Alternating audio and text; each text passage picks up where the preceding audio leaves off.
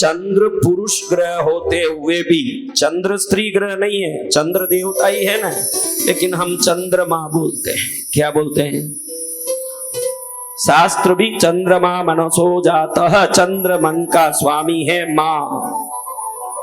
आपने अपने जीवन में माँ की कितनी सेवा की देखनी हो तो अपने जन्म कुंडली में चंद्र का स्थान शुद्ध हो तो आपकी सेवा अच्छी रही है। अगर चंद्र बिगड़ा है तो माँ की भक्ति में कहीं कसर रही है। सूर्य बिगड़ा है तो पिता की सेवा में कहीं कसर रही है।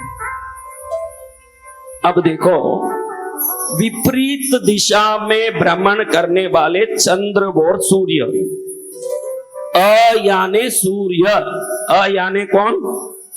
ओम। आप ओम बोलते हो ना, ओम। ओम प्रणव 3 अक्षरों से बना है, अ उ मा। हाँ? इस आ उ मा में 2 अक्षर अमावास्या में है, आ और मा। कभी आपने जाना नहीं होगा, इसलिए आज बताना जरूरी समझता हूं, क्योंकि हम इन चीजों में इंटरेस्ट नहीं लेते, हम अच्छी बात सीखने में इंटरेस्ट नहीं लेते, इसलिए आज सुनना जरूरी है। अ उ मा 3 अक्षर से ओम बनता है, सही है क्या? इसमें 2 अक्षर अमावास्या में है, अ और मा। 1 अक्षर नहीं है, वो नहीं है, वो अग्नि है। वो क्या है? अ सूर्य है, माँ चंद्र है। सूर्य चंद्र अग्नि तीनों से प्रणव बना है, ओमकार। ओमकार जो बना है वो सूर्य चंद्र अग्नि से बना। अग्नि को निकाल दो, सूर्य और चंद्र क्या क्या अक्षर है बताओ? सूर्य का अक्षर क्या है? बोलो मुंह खोल के। चंद्र का अक्षर क्या है? अ और मां, वास। अ और मां जो विपरीत दिशा में भ्रमण करने वाले। देखो, सूर्य इधर उगता है तो चंद्र इधर उगेगा, सूर्य इधर उगेगा तो चंद्र थोड़ा सरक के इधर से उगेगा। आज आप देखोगे तो सूर्य नहीं होगा। आज सूर्य को चंद्र के सीधे सामने आने के कारण सूर्य की रोशनी पर चंद्र का छाया पड़ गया। सूर्य और चंद्र दोनों सीधे सामने आए, अ और मां एक लाइन में वास करें, एक ही लाइन में निवास करें, एक रेखा में आ जाएं। जब तक चंद्र और सूर्य अलग अलग विपरीत रेखा में रहते हैं तब सूर्य की रोशनी आती है। जिस दिन सूर्य चंद्र के सामने आ जाता है, चंद्र की छाया सूर्य पर पड़ने के कारण उस दिन रात में चंद्र नहीं दिखता। समझ रहे हो? जिस दिन चंद्र नहीं दिखता है उस दिन दोनों एक ही रेखा में वास करते हैं। कौन? अ और मां। अ और मां यानी सूर्य और चंद्र एक दिशा में वास करें, एक रेखा में, एक लाइन में वास करें। अ और मां एक रेखा में वास करें, उस दिन को अमावास बोलते हैं। अमावास ऐसे बोले। इसको सुनूं तो एक बात याद आती है मुझे। क्या बात? महाभारत में दुर्योधन को लगे कि कृष्ण तो पांडवों के तरफ गए, मेरे पास 11 लाख अखरोनी सेना है, फिर भी कृष्ण जहां है वहां गड़बड़ हो सकता है, कोई विशेष मुहूर्त लेके युद्ध शुरू होना चाहिए। मुहूर्त कौन दे? मामा शकुनी को दुर्योधन पूछता है, मामा जी मुहूर्त किससे लिया जाए? मामा जी कहते हैं, संसार के ज्योतिषों में पंच पांडवों में सहदेव सर्वोत्तम ज्योतिष है, उनसे जाके मुहूर्त ले। अरे मामा जी आप भी क्या बोलते हो, उन्हीं से लड़ाई लड़नी है और वो अपने को मुहूर्त खोटा दे दिया तो क्या करेंगे? सच्चा ज्योतिष, सच्चा ज्ञानी, सच्चा संत दुश्मनों को भी गलत सलाह नहीं दे सकते हैं रे दुर्योधन। सहदेव सच्चा ज्योतिष है, गलत सलाह नहीं दे सकता। उससे जाके बोल के युद्ध की बलि देने का मुहूर्त दो। पहले किसी न किसी की बलि देनी पड़ेगी, फिर मुहूर्त शुरू होगा। दुर्योधन जाके सहदेव के पास संकुचाते गया कि मैं ही लड़ रहा हूं, मैं ही जाऊं, या क्या सोचेगा। सहदेव ने बड़े प्रेम से स्वागत करके उनको बैठाया, कहें कि क्या बात है भैया, हम में युद्ध होना तो निश्चित हो गया, मैं तुमसे युद्ध में विजय के लिए बलि का मुहूर्त मांगने आया हूं। अच्छा ऐसी बात है, ज्योतिष में सर्वश्रेष्ठ मुहूर्त दूंगा, जिस मुहूर्त में आप बलि दे के कार्य शुरू करेंगे तो निश्चित आपका विजय होगा। कौन बोलता है? कौन बोलते हैं? सहदेव को मालूम है कि युद्ध हमसे ही हो रहा है। ध्यान रखना, जीवन में जब भी आपके सामने कोई दुविधा का मौका आ जाए तो सदा आप धर्म के पक्ष में रहना, तब मनुष्य जन्म सफल हो जाएगा। आपको रहना पड़ेगा धर्म के पक्ष में। सहदेव ने मुहूर्त निकाला। क्या निकाला?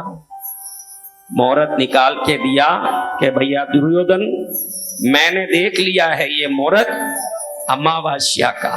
क्या मुहूर्त? ये अमावस्या का आज क्या दिन है?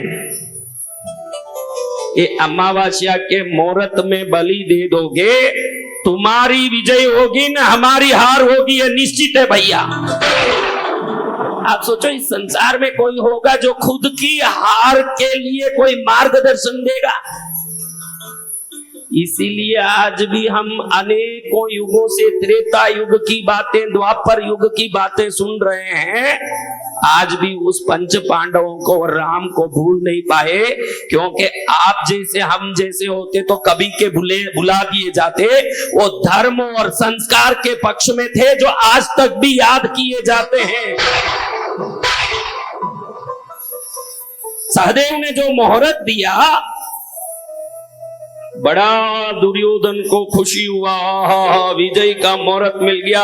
अर्जुन, चका दूंगा मजा तुझे, तू बहुत बड़ा गांडीव धनुष लेके घूमता, तेरा भाई दिया है मुहूर्त, तेरा भाई ने दिया है तुम लोगों को मारने का मुहूर्त, वो गलत नहीं हो सकता, तुम सबको मजा चका दूंगा।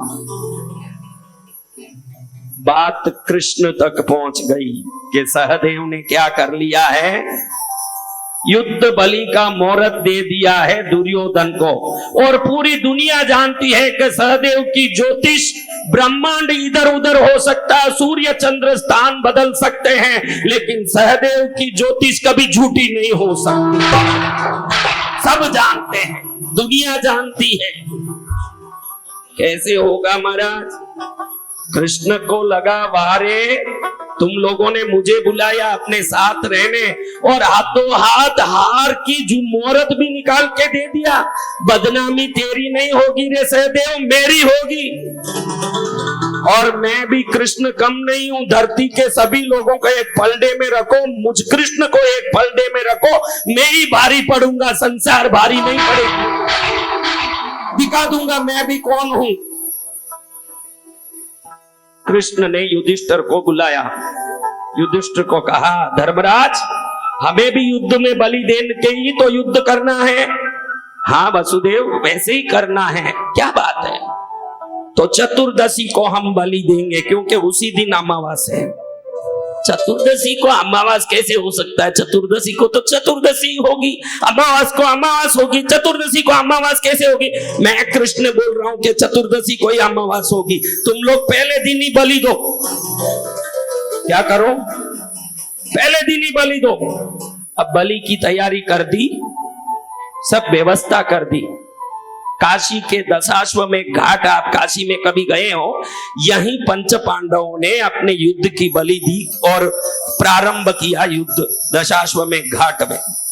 वहां जाकर के बलि की व्यवस्था की। पूरे देवता आश्चर्य से देख रहे हैं कि कृष्ण पंचांग को भी झूठा कर रहे हैं। आज तिथि है चतुर्दशी और पूरे ब्रह्मांड में वो नगाड़ा पिटवा रहे हैं, ढोल पिटवा रहे हैं कि आज अमावस्या है, बलि दो। क्योंकि सहदेव ने किस दिन बलि दे तो विजय बताया है, तो कृष्ण बोल रहे हैं आज ही अमावस्या, आज बलि दो। दुर्योधन कंफ्यूज हो गया कि आज अमावास बोल रहे हैं कृष्ण, आज अमावस्या के चतुर्दशी, मामा जी कहीं गड़बड़ ना हो जाए। अरे वो बहुरूपिया है, छलिया है, वो कुछ न कुछ ढोंग करेगा। अमावास तो कल है, हम कल बलि देंगे, शांत बैठ। भांजा दुर्योधन, तू घबरा मत, अमावस्या कल है। अब ये बलि देने की तैयारी करके उधर सब व्यवस्था करके पूरी बलि सामग्री रेडी करके रखे हैं। सूर्य चंद्र को ही आश्चर्य हो गया। सूर्य देव चंद्र को पूछते हैं, चंद्र आज तो हम विपरीत रेखा में हैं, आज अमावस कैसे हुई जो ये कृष्ण बलि दे रहे हैं? मुझे भी समझ नहीं आया। आज तो चतुर्दशी है और वसुदेव ये क्रिया करेंगे तो भविष्य में अनेकों युगों तक लोगों में ब्रह्म हो जाएगा। क्या करें? चलो हम भी नीचे जाके भूलोक में कृष्ण को पूछते हैं कि चतुर्दशी को अमावस करके कैसे बलि दे रहे हो, तुम पंचांग को बिगाड़ रहे हो, पूछ के आते हैं। सूर्य अपने सूर्य लोक से और चंद्र अपने चंद्र लोक से निकल करके जहां बलि हो रही थी वहां आके खड़े हुए। दो हाथ जोड़ के पूछ रहे हैं कृष्ण को कि उल्टे सीधे काम करके शास्त्र मत बिगाड़ो कृष्ण, हम दोनों विपरीत दिशा में हैं, आज चतुर्दशी है और आप अमावास बोल के बलि कैसे दे रहे हो? कृष्ण ने सूर्य को पूछा कि अमावास कब होता है? जब हम दोनों आमने सामने होते हैं। अभी देखो तुम दोनों आमने सामने खड़े हो गई अमावास, इसलिए बलि दिलवाई। तुम दोनों आमने सामने खड़े हो गई अमावास। कल मत करना क्योंकि आज अमावास हो चुका है, कल अमावास होगा नहीं जो आज हो गया है। वैसे युद्ध में बलि दिया और वैसे ही विजयी का शुरुआत कृष्ण ने महाभारत में। ध्यान रख लो, ये अमावस बड़ा जादुई दिन है। बलवानों के लिए ये दिन बल देता है, दुर्बलों के लिए ये दिन घबराहट देता है। जो दुर्बल लोग हैं अमावस में बीमार पड़ जाते हैं। अमावस के दिन उनका मन डरता है, घबराता है, परेशान होता है।